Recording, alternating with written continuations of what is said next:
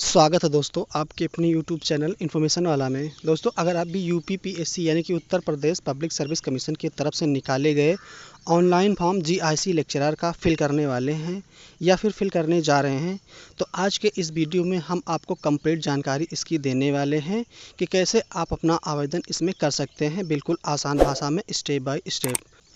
और वो सारी जानकारी आपको देने वाले हैं जो इस वैकेंसी से रिलेटेड आपके लिए इम्पोर्टेंट होने वाली है।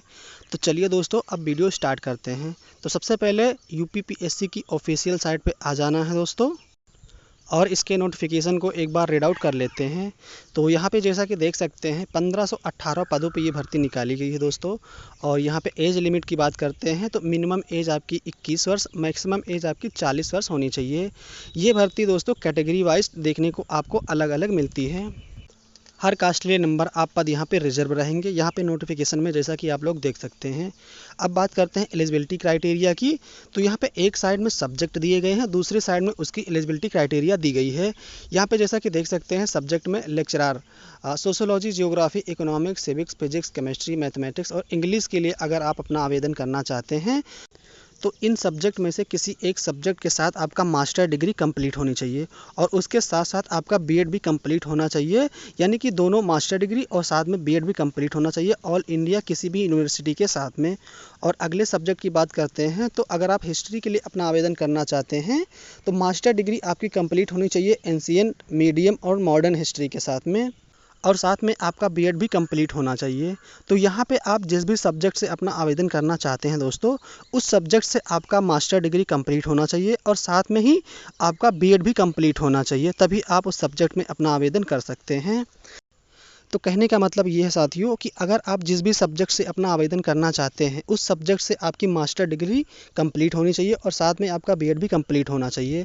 तो यहाँ पे आप किसी भी सब्जेक्ट में अपना आवेदन करने से पहले उसके नोटिफिकेशन को और उसके एलिजिबिलिटी क्राइटेरिया को एक बार ज़रूर रीड आउट कर लीजिएगा, तभी आप अपना आवेदन कीजिएगा इसमें।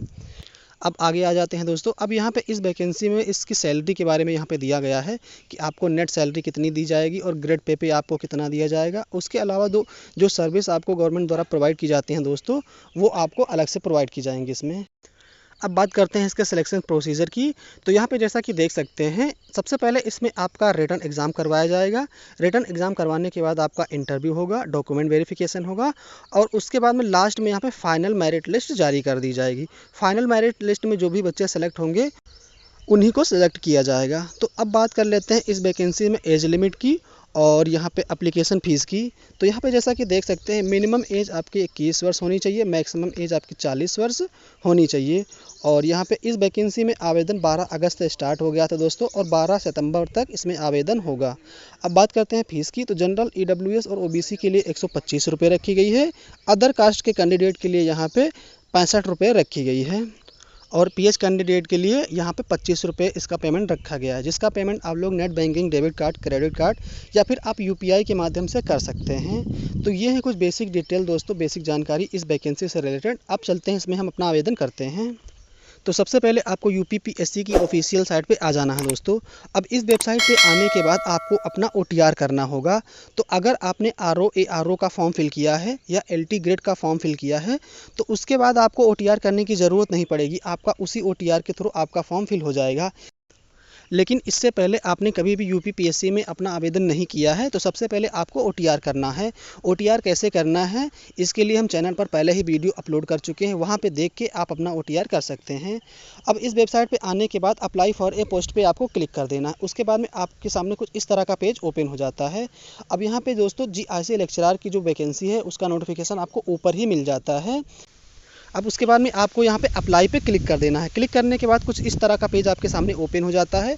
अब यहाँ पे आपके सामने सब्जेक्ट सारे दिए गए हैं, जिस भी सब्जेक्ट से आप अपना आवेदन करना चाहते हैं सब्जेक्ट सेलेक्ट कर लेना है। सेलेक्ट करने के बाद यहाँ पे एज लिमिट के बारे में भी दिया गया है, पेमेंट के बारे में भी दिया गया है और उस सब्जेक्ट में कितना पोस्ट खाली है, कितनी वैकेंसी खाली है उसका भी नोटिफिकेशन यहाँ पे साइड में दिया गया है। अब उस सब्जेक्ट में अपना आवेदन करने के लिए दोस्तों ऑथेंटिकेट विद ओटीआर पे आपको क्लिक कर देना है। क्लिक करने के बाद कुछ इस तरह का पेज ओपन होगा। अब यहाँ पे फिर से आपको ऑथेंटिकेट विद ओटीआर पे क्लिक करना है। ओटीआर नंबर अगर आपके पास है तो यस करना है, नहीं है तो नो पे क्लिक करके ओटीआर कर सकते हैं। अगर आपके पास ओटीआर है तो यस पे क्लिक करके यहाँ पे आपको अपना ओटीआर नंबर फिल करके प्रोसीड पे क्लिक कर देना है। यहाँ पे पेज को ऊपर स्क्रॉल करेंगे और क्लिक हियर टू ऑथेंटिकेट पे क्लिक कर देना है, ओके पे क्लिक करना है। यहाँ पे आपको अपना OTR लॉगिन करना है। तो अगर आपको अपना पासवर्ड पता है तो पासवर्ड फिल कर सकते हैं, अगर आपको पासवर्ड नहीं पता तो OTP के माध्यम से भी यहाँ पे लॉगिन कर सकते हैं। तो OTP वाले ऑप्शन पे क्लिक करेंगे और यहाँ पे आपके नंबर पर एक OTP भेज दी जाती है, उस OTP को यहाँ पे फिल करके वेरीफाइड पे क्लिक कर देंगे। OTP वेरीफाइड हो जाने के बाद प्रोसीड पे क्लिक कर देंगे। अब कुछ इस तरह का आपके सामने पेज ओपन हो जाता है। पेज को ऊपर स्क्रॉल करेंगे और फिर से प्रोसीड पे क्लिक कर देंगे। क्लिक करने के बाद फिर से कुछ इस तरह का पेज आपके सामने ओपन हो जाता है। दोस्तों आपको अपनी सारी डिटेल यहाँ पे चेकआउट कर लेनी है एक बार। उसके बाद में यहाँ पे पेज को हम ऊपर स्क्रॉल करेंगे, यहाँ पे आपकी सारी डिटेल आ जाती है OTR बेस। दोस्तों यहाँ पे हम डिक्लेरेशन पे टिक करेंगे, एसेंशियल क्वालिफिकेशन में यस पे टिक करना है, कैप्चा कोड को फिल करना है और प्रोसीड पे क्लिक कर देना है। यहाँ पे ओके पे क्लिक करेंगे। ओके पे क्लिक करने के बाद आपका जो डैशबोर्ड रहता है, आपका अकाउंट UPPSC जो आपने क्रिएट किया है, वहाँ पे आप लॉगिन हो जाते हैं। अब यहाँ पे दोस्तों UPPSC में आपने जितने भी आवेदन कर रखे हैं, यहाँ पे सारे नोटिफिकेशन, सारे फॉर्म यहाँ पे देखने को आपको मिल जाते हैं।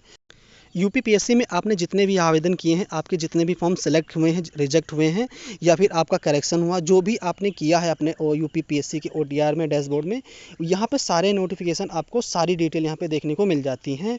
अब यहाँ पे हम GIC लेक्चरर का फॉर्म फिल कर रहे हैं तो उसका नोटिफिकेशन आपको ऊपर ही मिल जाता है, यहाँ पे ब्लिंक कर रहा है, तो इस वाले ऑप्शन पर आपको क्लिक कर देना है।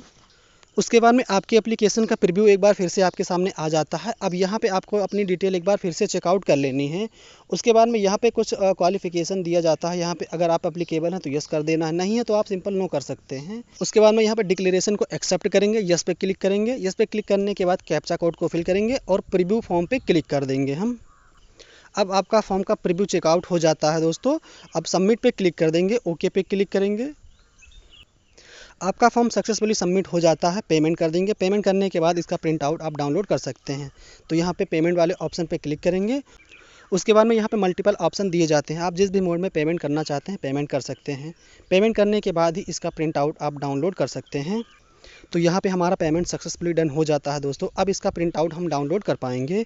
तो इस तरह से आप बिना किसी प्रॉब्लम के GIC लेक्चरर का ऑनलाइन फॉर्म फिल कर पाएंगे, स्टेप बाय स्टेप, आसान भाषा में। इसके अलावा अगर आप अपना फॉर्म फिल करते समय किसी प्रकार की कोई समस्या का सामना कर रहे हैं या फॉर्म फिल ना कर पा रहे हों तो कमेंट करके हमें ज़रूर बताएँ। उम्मीद है इस वीडियो से आपको काफ़ी हेल्प हुई होगी दोस्तों। वीडियो में लास्ट तक बने रहने के लिए धन्यवाद। मिलते हैं अगले वीडियो में, तब तक के लिए जय हिंद।